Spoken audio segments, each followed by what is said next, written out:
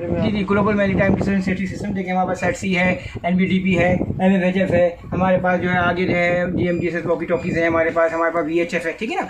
देखिए area A1, देखिए पूरा सेट है। इसको सिस्टम को इस्तेमाल करने का तरीका है कि हमारे पास कैसे नेपटेक्स इस्तेमाल हो रहा है, क्या हो रहा है इसमें। आपके देखिए area Y A1 A2 A3 A4। पहले से आपको एक चीज़ बता दूँ है क्या। देखिए एरिया A1 जो है आपका 20 से 30 नॉटिकल माइल्स, ठीक है ना। VHF कोस्ट स्टेशन है और आपका क्या बोला मैंने 20 से 30 नॉटिकल माइल्स।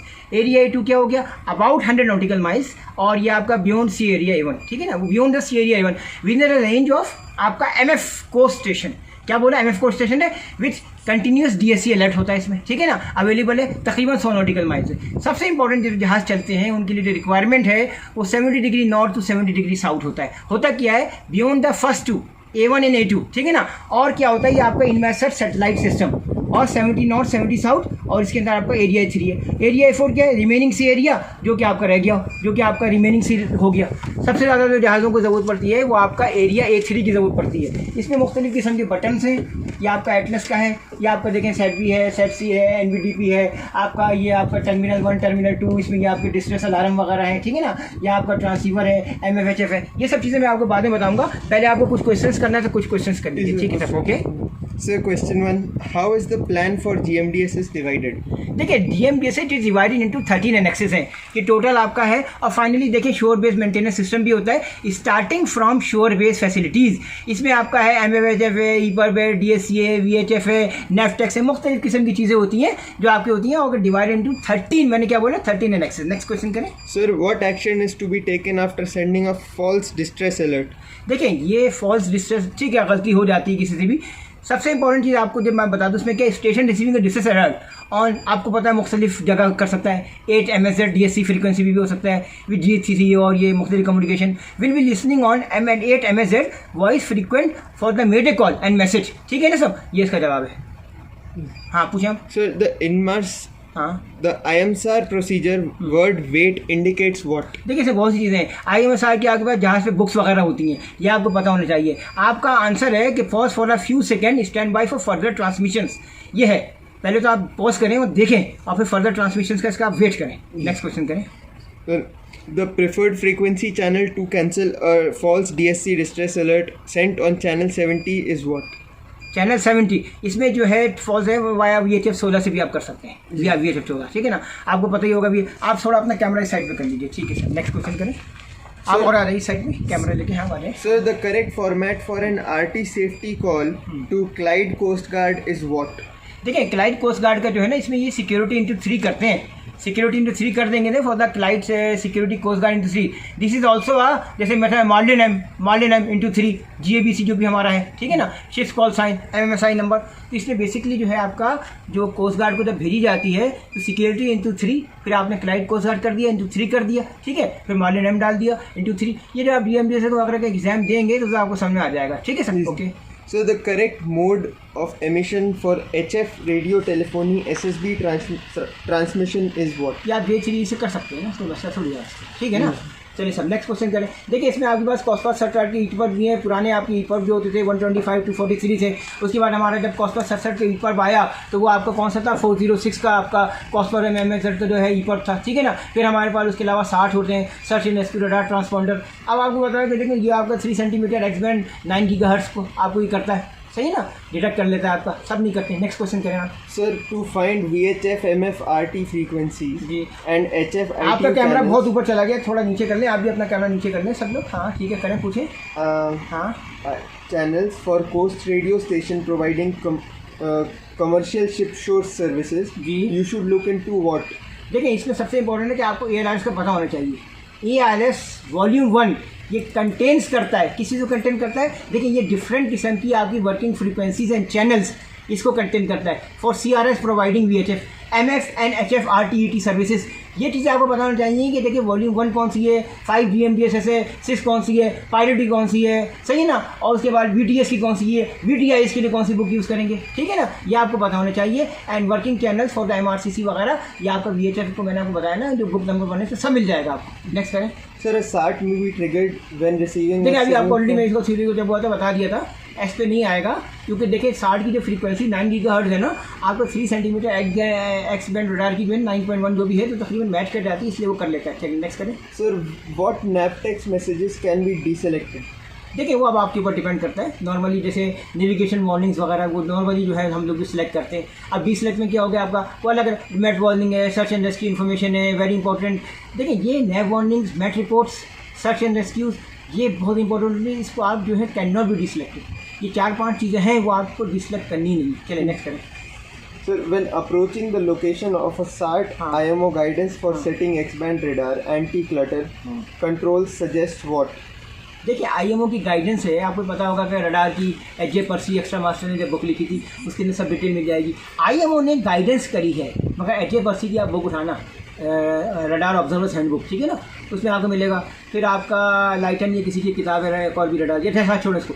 आईएमओ गाइडेंस बोलता क्या है? आईएमओ गाइडेंस ये बोलता है कि is to set the anti clutter rain clutter as normal, to break up areas of rain and anti sea clutter to minimum, but user should not aware of losing other targets, ठीक है ना, ये चीज़ें ख्याल है। यानी gain आप इस तरह से दें और सी क्लटर दें, रेन क्लटर, कि आपकी जो दूसरी चीज़ें ना वो गायब ना हो जाएं। आपने मतलब सी क्लटर ही दे दिया, गेन गायब हो गया, गेन इतना ज़्यादा दे दिया। आपको जब तक ये प्रैक्टिकल सेटिंग नहीं आएगी ना, आपको ये थर्ड मेट में से पहले ही सीख लेनी चाहिए। आपने जो है इनिशियल गेन दे दिया, अरे ना, अब आपने जब रेन क्लटर ये सी क्लटर दे रहे हैं, अब आपने ऐसे दे दिया, मतलब सब चीज़ गायब होगी। आपको सीख लो, अपने सीनियर ऑफिसर से सीख लो, इस तरह से सेटिंग करो।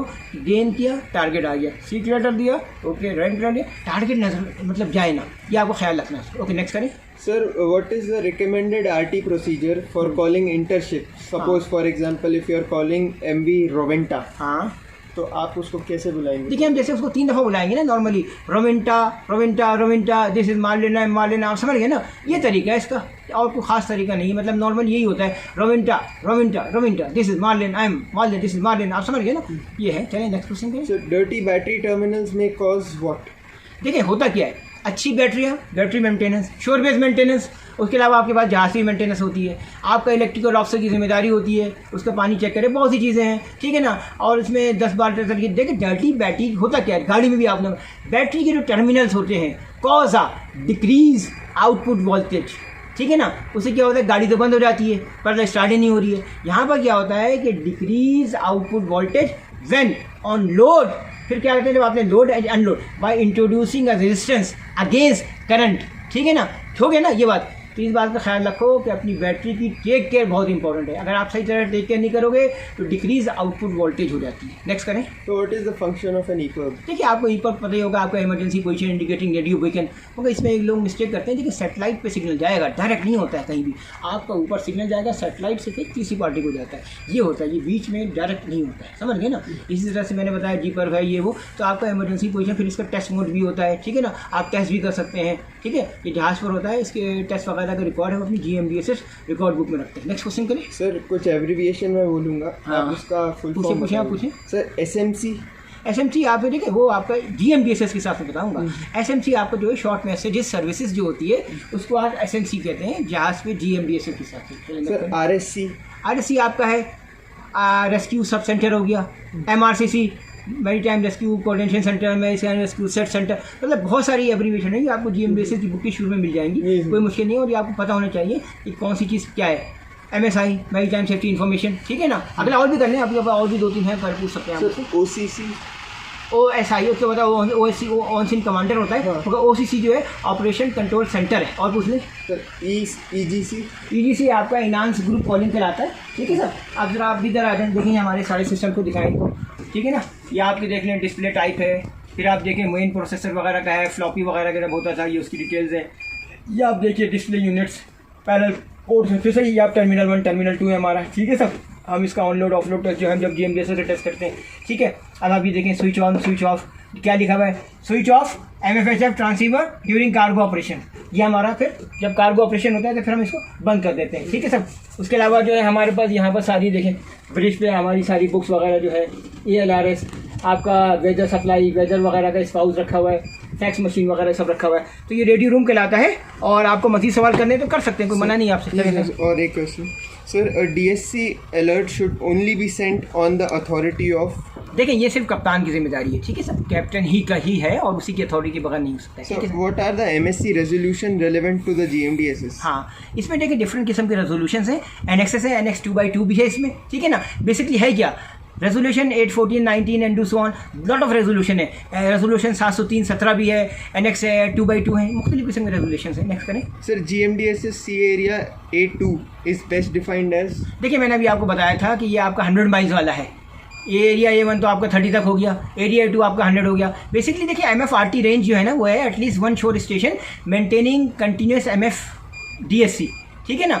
सो ये है जो कि आपका 100 माइल्स तक कवर कर सकता है। ये आपका एरिया 2 है और एरिया A3 आपको पता है सबसे वाला ओशन गोइंग वेसल्स वगैरह जो होते हैं जब जा रहे होते हैं। फिर आपका एरिया A3 शुरू होता है 70 नॉर्थ से 70 साउथ। ओके नेक्स्ट करें। Sir, COSPAS क्या है? ठीक है, कॉस्पास आपका जो है ना ये space system for search vessel in distress.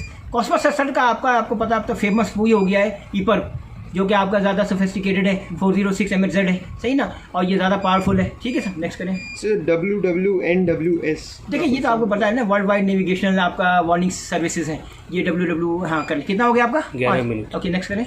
So last question है, so the correct RT signal to be used when हाँ। requesting a request- medical. हाँ मेडिकल का आप पूछना चाह रहे हो ना, मेडिकल के बारे में क्या पूछना चाह रहे थे आप, जरा बताएं मुझे, मेडिकल क्या पूछने। The correct RT signal to be used. देखिए इसमें नॉर्मली क्या करते हैं, आरटी सिग्नल तो आप दे देंगे, मगर नॉर्मली मेडिकल हो या कोई भी जैसे मैनोवर बोर्ड वगैरह भी हो गया ना, कोई भी इमरजेंसी सिग्नल जब होता है ना, मैनोवर बोर्ड हो या आरटी शार्टी, इसका आप पेन के थ्रू करते हो। आरटी वॉइस भी है, ये कुछ भी है, मगर पेन के थ्रू करते हो सब। ठीक है, तो काफ़ी टाइम हो गया, 11 मिनट 12 मिनट्स हो गए। Thank you sir.